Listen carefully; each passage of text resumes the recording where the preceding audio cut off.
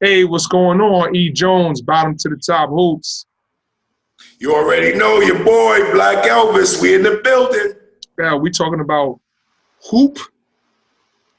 hoopology 101 for the student athletes that are coming up, specifically of a younger age. Yes.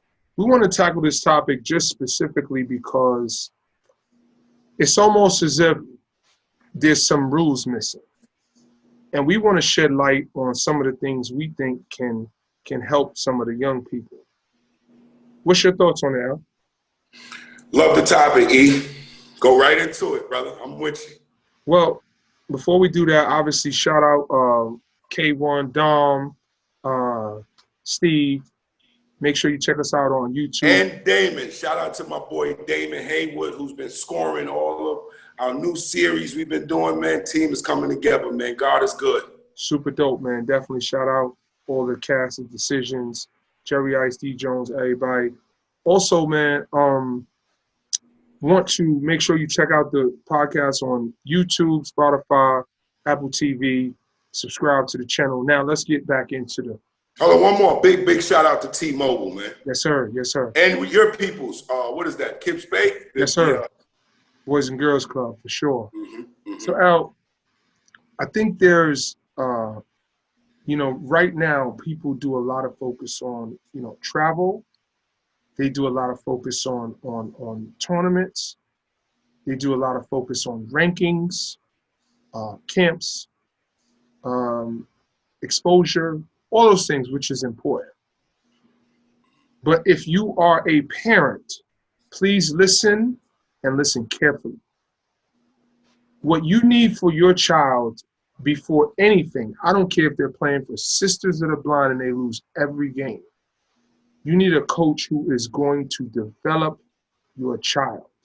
Young man, young woman, and I'm talking basketball, emotional, physical, everything.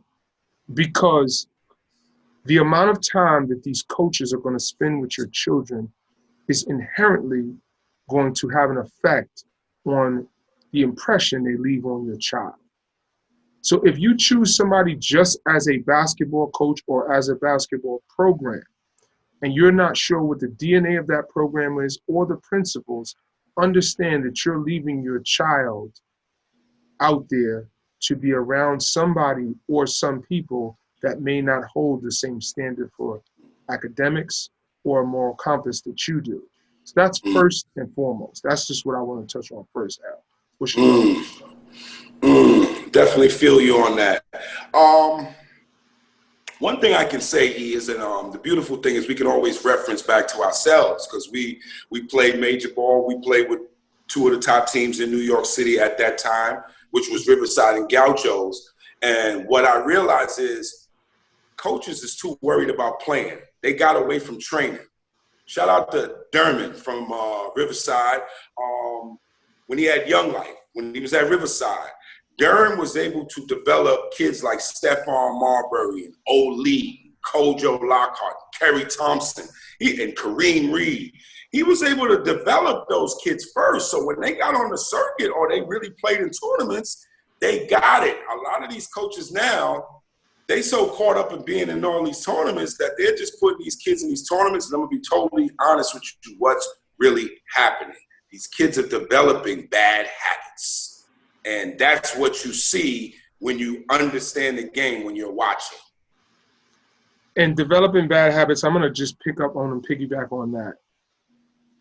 The first thing you want to do on the basketball court as a player is understand the game.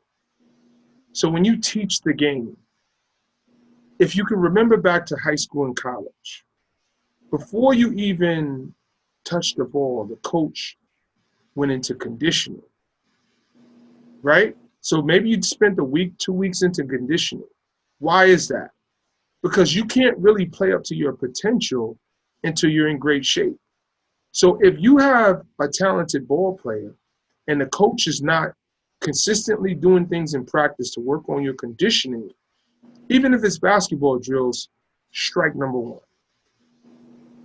Secondly, if there's not a clipboard or some teaching happening in practice where you're explaining floor spacing, ball screens, defensive rotations, shell drills, all of those things where you're explaining the game to put kids in scenarios. If you're not doing situation drills in practice, you're just letting the kids go out there and rely on their talent. So there's a difference between being a trainer, being a teacher, and being a coach. Some people are blessed and fortunate enough to be all three, but not everyone is. So what do you need most? I would say teaching and training is more important at an early age than coaching. That's my opinion.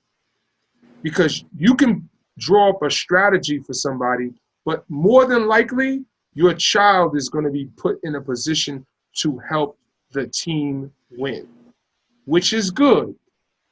But if that does not help your child, understand that you need to find someone else on top of the team to develop and teach that child.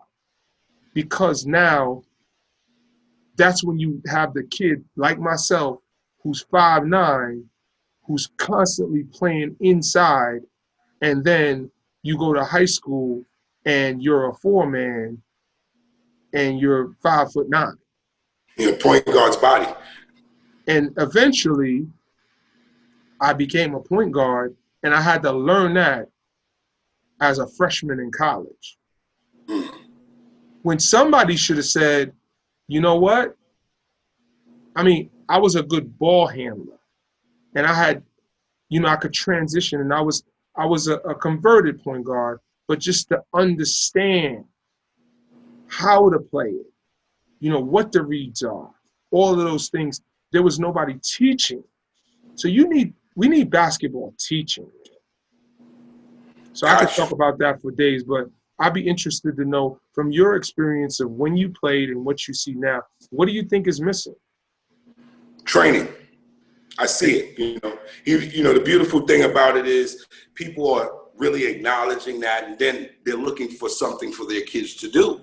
So, people are in demand like you and, like real trainers that understand the game. It's not about just basketball and putting the ball in the hoop at a young age. When you're 15, and I'll even say 14, by then you should have figured the game out by now. You have the fundamentals, you understand the game, but I would have to say 13 and under, it's really about training. I give props to Milbank. Rose at one point had the hottest program in New York City because he was developing those kids. And you've seen it with his fruit, with Sid and Isaiah and what's Robert and Paige the Shooter. You've seen it. You've seen the development. And I think New York, we really got away from that. And I really honestly believe it's because all the other states caught up.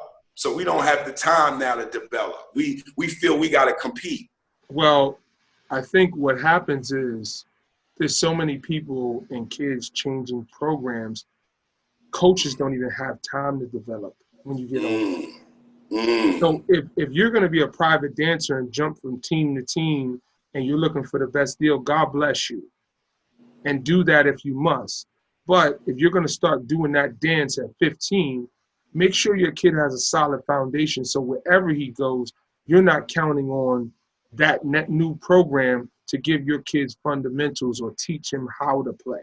There's a difference between playing basketball and being a basketball player. Yeah.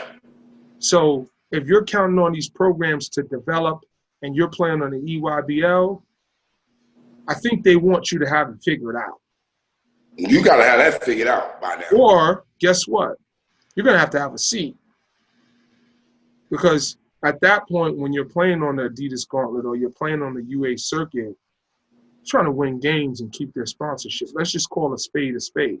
Absolutely. And, in practice, I'm assuming there's some skill stuff happening, but they don't have time to teach you how to read a screen and roll. You've done it 3 times and you've turned the ball over. Next man up. We don't have the time. If you're playing at a lower level school and you were able to get away with that and you were their best player and now you get to play against some, some studs and you don't have the same ability to make those plays, you're playing against the best of the best and I got no time to teach you. Yeah. And that's why I think this summer was a gift and a curse. Obviously, no AAU ball hurt everybody, but all everybody could do was train. And I saw a lot of programs in the gym, in the lab, working with their kids, and they didn't have to, because those kids who are moving on, who are going to be class of 21, they can't use those kids. They're going to play high school and move on. But I did see people still training those kids and holding to their commitment and preparing them. So hopefully we have a high school season, but I think we're going to see some better high school basketball. That's just my hunch, because a lot of kids really spent time in a lab and wasn't just running around playing a million games this summer. Shout out to the trainers, man. Shout out to you. Shout out to Jerry Powell. Shout out to J. Cole. Shout out to your boy Book. Yeah. I know you got a couple of trainers, but we got to give the trainers their props, because that's the missing void while all the other regions have caught us. Yeah, man. And it's so spread out. And shout out to Dayon Merritt, who does a good job over in Queens training. I think that, there's a Michelle boy from LES when we did the oh yeah, my man BG. BG does a great job too. It's Hoops in the Sun has got this thing called the Summit, and they bring kids out for free basketball clinics on Sunday mornings. And the Whiz kids are, training their kids with strength and conditioning, and the Lightning have their kids in the gym. And I'm watching Jay David and I'm watching the players over in Jersey. I see kids in the gym. And I think ultimately what that's going to do, we're going to see better basketball. You know what I mean? And I would. But they're forced to be in the gym right now, because they can't really play on a major level as far as tournaments and travel. Maybe that catches us up by a half. Might help us. It might help us. Cause big shout out to Scooter. Yeah, man. He always training. I see him on IG. Shout out to him, Mel. What's his other son name? Reem. And Reem. Shout out to them boys, man. What's interesting too is, I see Scooter training his son, and Scooter's always out there working and promoting. But I also see him out there with a lot of other kids that he has in that. Oh, fact. So, man, I come from having a community dad, and to be able to get those other kids out there, that's a dope thing. And I know Reggie Howard and Pop is doing some training over in the Bronx, man. Just shout out to all of the people doing the development, man. That's a big piece we need in New York City, and I think that we definitely it's so necessary, and I'm glad to see it. Unfortunate why it went this way, but it's a good thing. Yeah.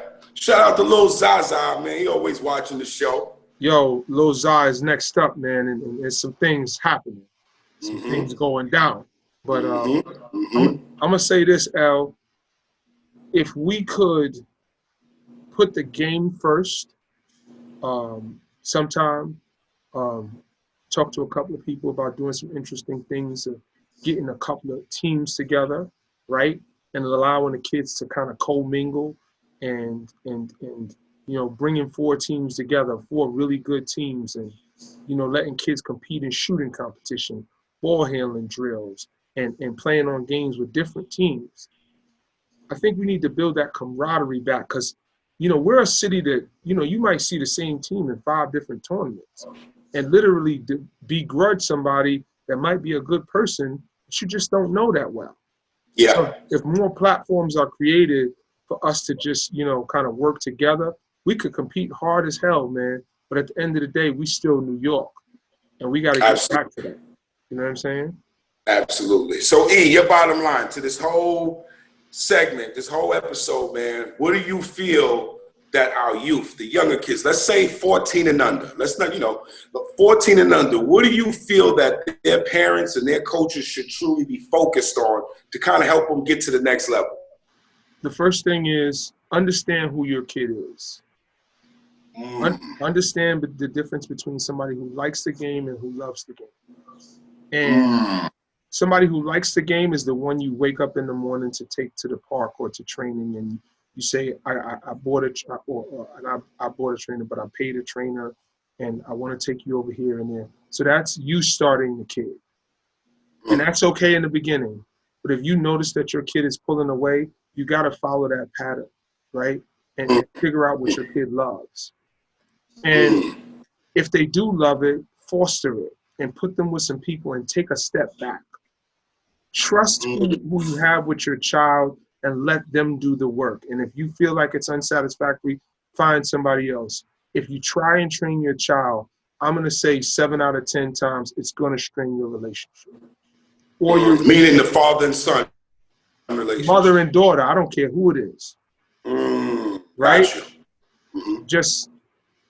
It just creates this, it can bond you, but I feel like there should be somebody else working with the child outside of the parent as well. In addition to this, the next thing is, I think that we really have to focus on getting the kids' IQ and understanding how to play, developing their conditioning and their basketball tools, ball handling, shooting, the ability to defend. You are who you can guard. If you're a point, you need to be able to guard a point. If you say you're a wing, you need to be able to guard a 1, 2, or a 3, or else you're not a wing. And then the last thing I would say, El, is get kids to learn how to love to compete. Love going up and wanting to give your best effort and be in the midst of battle and competition. Go love that. And the first person you should be competing against is yourself. Be better today than you were yesterday. And if you're not willing to do that, then you don't love it. And go find something you love. Because you're cheating yourself and you're cheating the game. And I'm okay with somebody who doesn't love it, but I'm not okay with somebody who's there, who's just, an imposter. I love the game and respect the game too much. You know what I mean? That's my take. Hey, I don't need to follow up on that one. You said a lot of stuff. While you was talking, I was like, yeah, I'm going to say this. Up, he covered that. I'm going to say this. Up, he covered that. So we straight. Hey, everybody play that back, man, so you can hear it again and know what you need for your youth, the little guys. I'm talking about 13 and under. Once you're 14, I mean, come on, we ball players. You should have figured it out by now. You getting ready to travel. But 13 and under, it's about really the proper way of shooting, like understanding, dribbling with your head up, never looking down. Oh, but these are a lot of the little things that so many people bypass, and then when they really get to that level of competition, they wondering what happened. Well, what happened was you didn't really get developed in the first place. The game passed you by. Well, El, we gave him a mouthful. I thank you as always, my brother. I appreciate you. I appreciate your time, your effort, your energy, your enthusiasm, and all of the great insight that you bring to the table and making this platform possible. I want to give you your flowers while you're here, man. Salute to you, my brother. I appreciate you, brother. Same to you for producing this show. As soon as the corona came in, he said, all right, well, we can't stop. We got to keep going. Figured it out, brother. I appreciate you, we love it, because we love it. Because we love it, right? And don't got to start you when you love something. That's right. Yo, it's E. Jones. It's your boy, Black Elvis. Yo, big shout out City Legends. Bottom to the top hoops. Make sure you subscribe to the YouTube channel. Check us out, YouTube, Spotify, Apple TV. Who you shouting out, El? The person who makes all of this possible, man. The man upstairs. Shout out to God, man. Yeah.